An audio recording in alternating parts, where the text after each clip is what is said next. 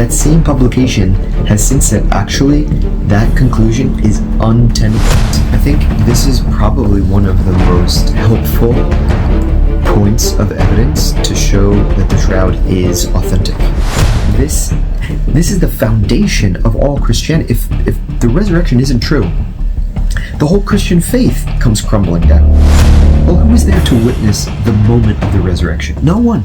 Not even Mary Magdalene got up early enough for that. He was already up and gone. So the shroud is this silent witness. Isn't that the kind of testimony we want? Like this day and age, above all, we demand images and we demand science. Well, bring the scientists to the shroud. Bring people who seek an image before the face. And God accommodated our desires, it seemed.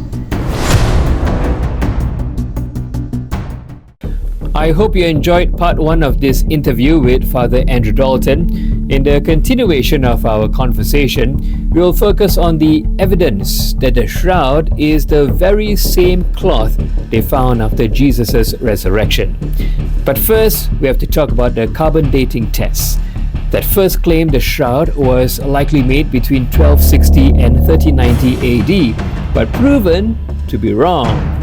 That is outdated information.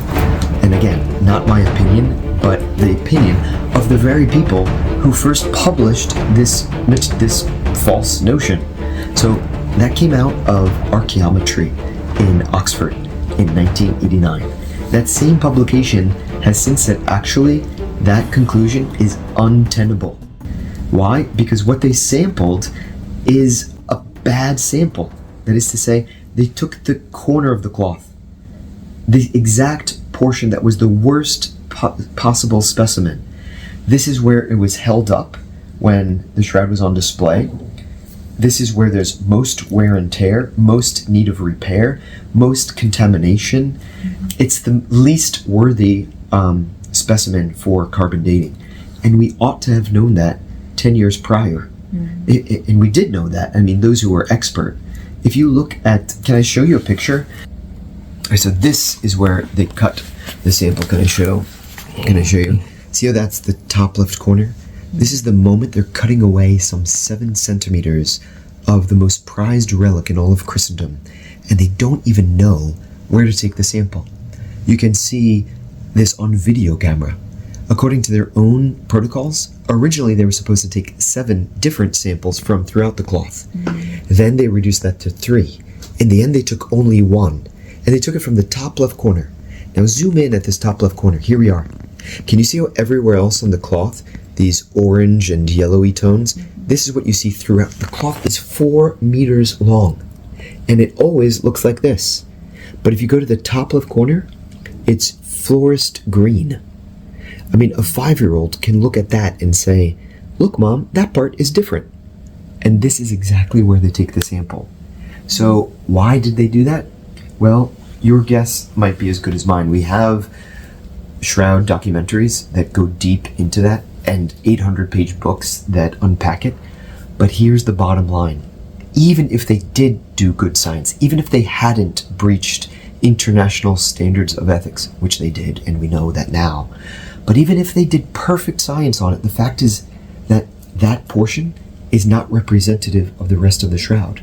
And not only that, but the individual samples that they diced up, see, they cut this in half, and then they tested little slices. One went to Arizona, another to Zurich, another to Oxford. And each one of those samples got a different punctual date. But they didn't publish that. They suppressed it for nearly 3 decades. And only now, because someone filed a Freedom of Information Act, is it been exposed to the public. This is why even those who would love to debunk the shroud if they could, know not to use this argument anymore. Because the word is out. They didn't use the right piece of cloth to test the shroud. So the carbon dating test or theory is thrown out the window. But the thing about the shroud, the amazing thing about the shroud, is that it contains information that can even create, with technology, a 3D image of the body it wrapped up. I mean, the one that really gets me is what they discovered in 1976. these two American scientists from the United States Air Force Academy put a photo of the man of the shroud under the VP8 image analyzer and discovered that this two-dimensional cloth encodes three-dimensional information. So we can actually reconstruct a statue of the man's body. We can know the contours that he held in the supine position. When he's lying horizontally in the tomb, we know how his chin is close to his sternum, how his knees are bent. All of this points to his posture on the cross when he was hanging vertically. Of course, they had to force his arms down if they're going to carry him from the execution site to the tomb. But now he's fixed in that position. Well, we know the 3D contours of the body from a two-dimensional cloth. How is that possible? One of our visitors to the exhibition was from Germany, and he said, it's as if Jesus gave us a DVD and said, the player is coming out soon. And now we have the technology to read or to see what was always there but was never observed because we didn't have the modern technology to do it. But it's there, it's observable. So the shroud has information encoded on it. One example is the evidence of the crown that was on Jesus' head. If you're like me, you would think of a hollow circular fitting. But the shroud proves that it was like a cap. So scholars believe that the actual crown on Jesus' head was like a cap. I think this is probably one of the most helpful points of evidence to show that the shroud is authentic, because no artist would likely paint a crown of this form, because we've always imagined it as a ring or a wreath. But the shroud instead is a cap or a helmet that covers the entirety of the head, because we have blood flows, some 30 or 50 of them. That means that it's what we would describe in terms of a cap or a helmet. But actually, in the literature from Jesus' day, the word that he uses, a Stephanos, this is the same word as appears in the Greek Old Testament, the Septuagint, to refer to what the priest wears. And go to Israel today, go to the museum and see what their crown looks like. Guess what it's a hat, it's a helmet, it's a cap, it covers the whole of the head. In other words, in the Bible, in the Old Testament, in the period of Jesus, a crown had the form that you see on the shroud, and not what medieval or Renaissance artists imagined. So it's our imaginings that were faulty. The shroud dares to deviate from the enshrined norm, but at the end of the day is actually more credible than our own multiple witnesses. And so that to me is hard to explain. If the shroud were made in the 12 or 1300s, there's no way they'd paint the crown like that. And there's been other evidence to point to the authenticity of the shroud, Fr Andrew explains. Meanwhile, there have been other tests, like, have you heard of wide-angle X-ray scattering? And they proved that with that test, it's from the 1st century. Now granted, many people have called into question whether that's really a definitive proof, because it's just one means of dating a cloth. You would need to do a whole battery of exams, really, to come to that conclusion more definitively. But at least it's one test that goes in the different direction. And we know the shroud is more ancient than 1260 or 1390 because of other like this, for example, is the Hungarian Prey Codex, which dates to 1192 or 1195. And see how that's a precise window from the late 12th century? Look how in scene 1 of this illuminated codex, you see Nicodemus and Joseph of Arimathea and John, the beloved disciple, burying the body. And the man's hands are in the exact same position as on the shroud. And he's got 4 fingers. I mean, most of us have 5 fingers, right? Mm-hmm. But a con artist would likely paint a man with 5 fingers. But here he paints only 4. Why? Well, because on the shroud, the thumbs are underneath the index fingers. Mm-hmm. So you don't see the thumbs. So he's certainly reproducing what is visible on the shroud. And that's just scene 1. The most important is scene 2. This is where the women are coming, See where there are flasks of oil? They're ready to anoint a body that isn't there. And so the angel is pointing, saying, why do you look for the living amongst the dead? He's not here. He's been raised. And so what you see instead is just the cloth. See the cloth that was here under Christ's body? So now we see it again, and you can even see, can you see it kind of looks like a pyramid? See how the diagonal lines go up and then down? That's exactly the weave on the shroud. It's called a 3-to-1 herringbone weave. But more importantly is that you'll see these holes right here. I've zoomed in on it over here. Can you see how there's, in the shape of a 7, 4 holes, just as you see it on the shroud? 1, 2, 3, 4. So those holes predate the fire of 1453. They predate 1192 because that's when the Prayer Codex is from.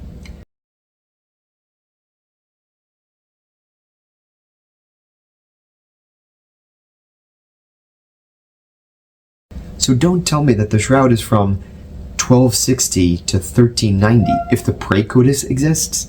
Impossible. They thought that it was fabricated in France. It wasn't even in Europe until after the Fourth Crusade. Here it would have been in Constantinople at this point. In any case, this is just one piece of evidence. We have many.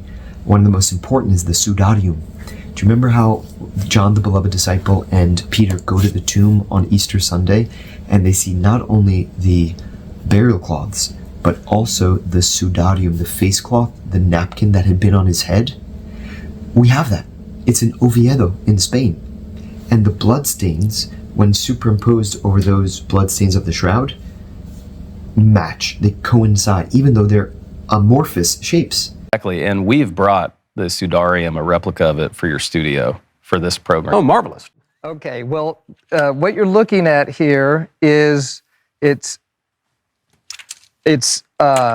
oriented so this particular stain, you can see there's 3 areas of stains. You have this one, and this one. This area right here was in direct contact with a face that matches exactly the face on the shroud. It's a 1-to-1 correspondence, and if you line up the nose, if you register the nose, then this kind of concentrated area of blood is right around the mouth and the beard area, and you can see how it kind of hooks around like the beard does, and then this vertical area goes right down the bridge of the nose, and this would be on the forehead right here. This epsilon shape right here is the edge of this, and then you can see this blood stain corresponds here, and there are a number of other ones. That one corresponds there, and so if you do an overlay, like if you outline this and you put it right onto that, it's an exact match in size, not just in size, but in blood type as well. And the qualities of the blood are indicative of lung edema, that is to say, the proportion of water to blood. This is what occurs when someone is beaten. Christ was beaten. And so the shroud is, okay, if you want to debate what century it's from, I understand. But the Sudarium, we know, is from at least the 6th century. And so if they covered one in the same body, and that's exactly what the forensic doctors are telling us, well, then the shroud is at least as old as that. Okay, so look, there's a preponderance of evidence that shows that the shroud is authentic, which is why my mentor, who was Jewish, traveled the world teaching on its authenticity, even at a pontifical university. He wasn't a Christian. He went to his deathbed a Jew, and yet he believed that it pertained to the historical person of Jesus of Nazareth, because there is a preponderance of evidence that points in that direction. He said he was skeptical. He had no predisposition to believe in it, but after studying it, one-on-one. He was part of the STURP, the Shroud of Turin Research Project of 1978. He was in the room for all 5 days minus 8 hours. He said, I can sleep later, but now I want to study the shroud. And he created shroud.com. It's to this day, it's a source of so much scientific data. Now, Othonia.org is making available in all different languages, even with the help of artificial intelligence, so that you might interrogate the artificial intelligence in Russian or Chinese, and it'll, it will investigate the question using curated, peer-reviewed journal articles, but then it will spit back the answer in the language that you asked the question. So this is important. The word is not yet out. We're setting about on a mission to change that. We want to disseminate the truth about the shroud and about Jesus so that people can know him. That's the whole purpose.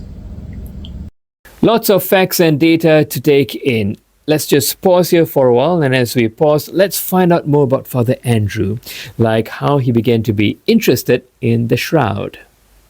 The first time I heard a lecture by Emanuela Marinelli, this shroud expert in Italy who has over 20 books on the subject, I was riveted. I went home so excited I couldn't sleep that night. I was like, how am I 10 years a seminarian and I've never heard this stuff?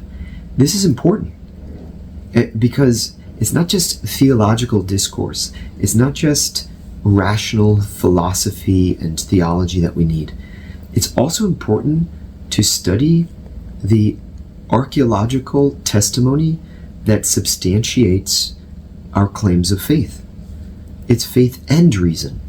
So I teach for the Science and Faith Institute in Rome. I believe those two go together. Many people today think that you can choose one or the other, but not both. And that is not the position of the Church. Pope St. John Paul II wrote an encyclical called Fides et Ratio. Faith and reason are two wings by which the human spirit ascends to the contemplation of the truth. So for me, I've experienced that. Studying the science of the shroud is the occasion for faith to grow.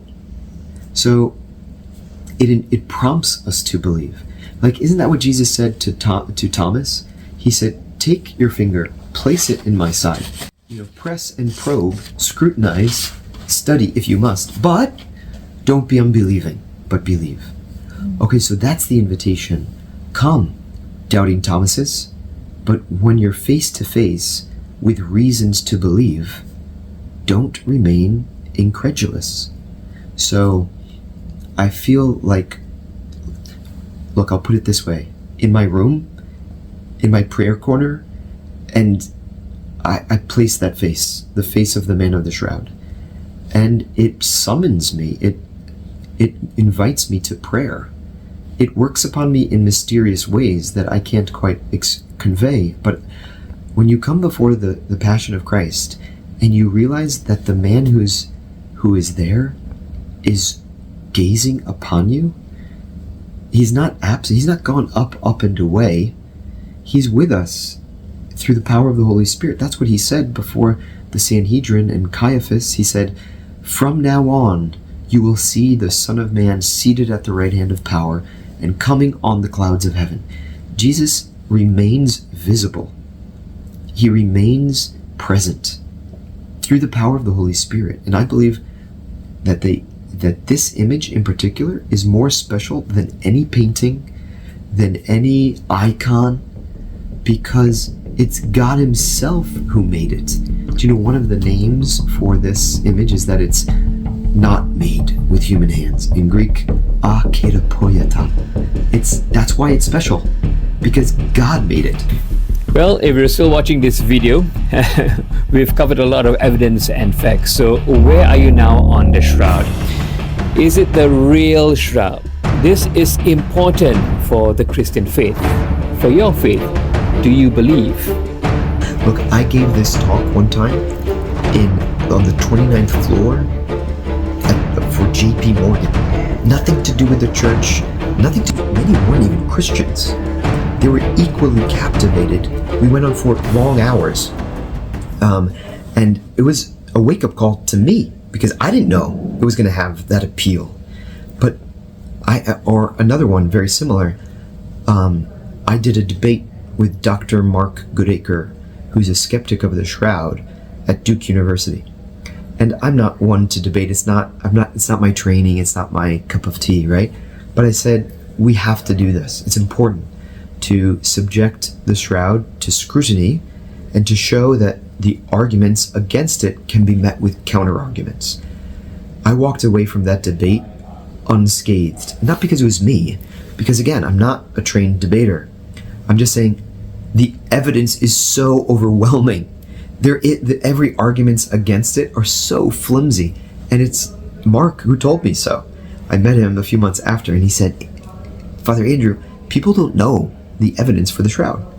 And so I think it's a shame, but the literature has done us a disservice, right? Because ever since 1989, after it made front page news, the shroud proven to be a medieval fake, it silenced shroud researchers for decades. And so people felt embarrassed by it. Look, I know, I go to the Society of Biblical Literature every year.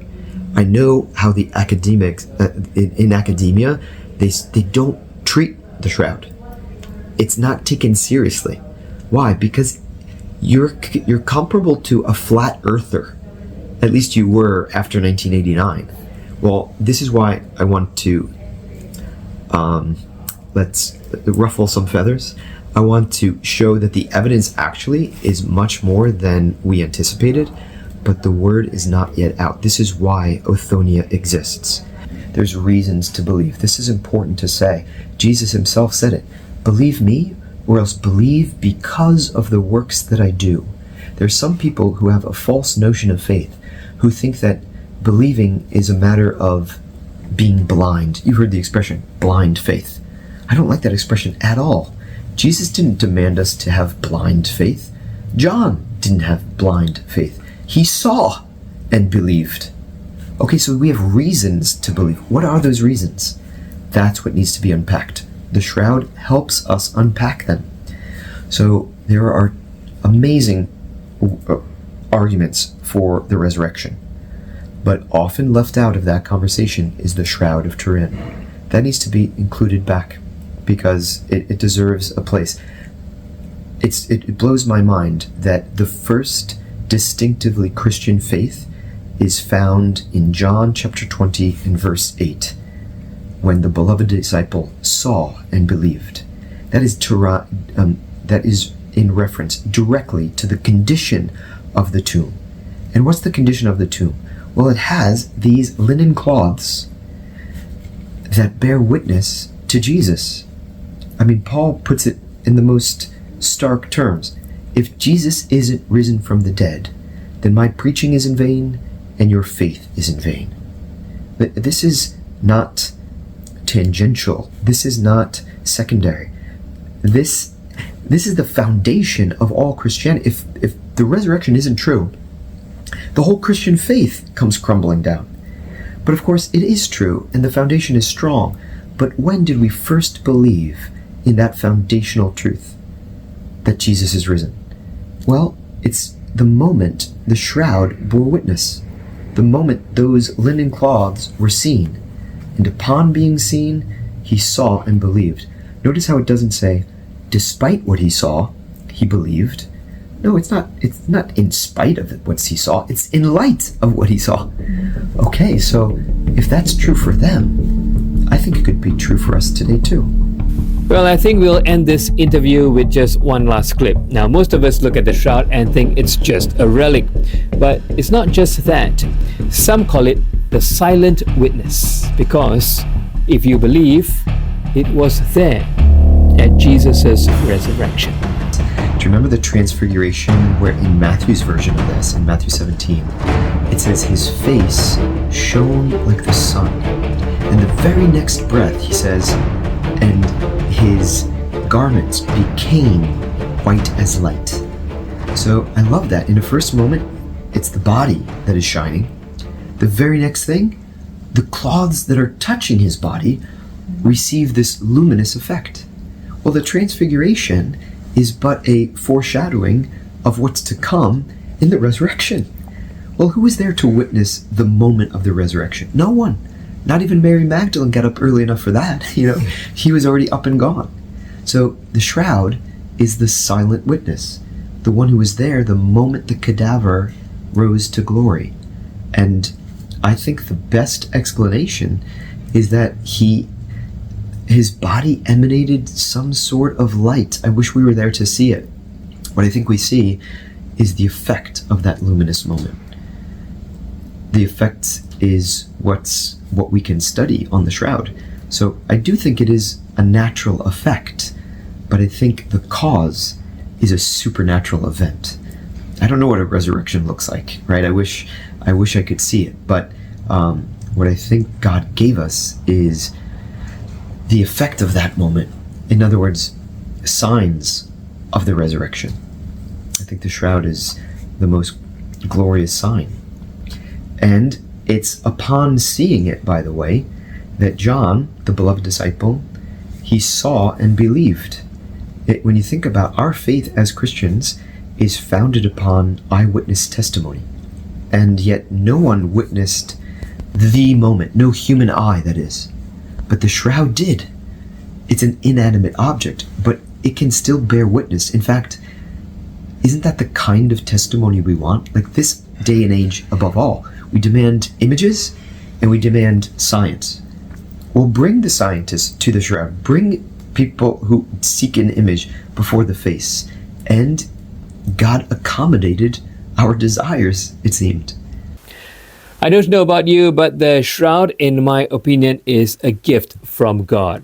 If you want to learn more, you can go to orthonia.org. The link will be in the description.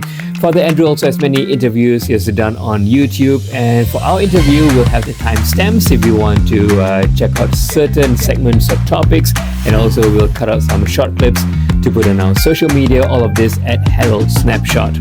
Now, I hope this piqued your interest. We'd like to thank Father Andrew for speaking with us and hope he comes back to Malaysia for some real durians. I'm Kacang Kevin, and this interview was conducted together with Tianne Pereira at the lovely home of our good friend Joan and Terry Mahoney. To take us out, we have Father Andrew's thoughts on durian ice cream. See ya. First thoughts on the durian. I like it. It is very unique, okay, and it's a little strange. But I like strange. When you're traveling to a new place, you gotta try the exotic things that are different, right? That's the signature. So we had kolumi, we had the food court, and Father Davey, he said, "Father, you're very adventurous." I was like, "Come on, when else am I gonna have the chance, right?" We don't. What was the chuki fruit that we had? Was it chuki? Chiku. He actually is amazing. He likes our local. Yeah, that one was good. Chiku. Yeah. So this one is bizarre, but I like bizarre.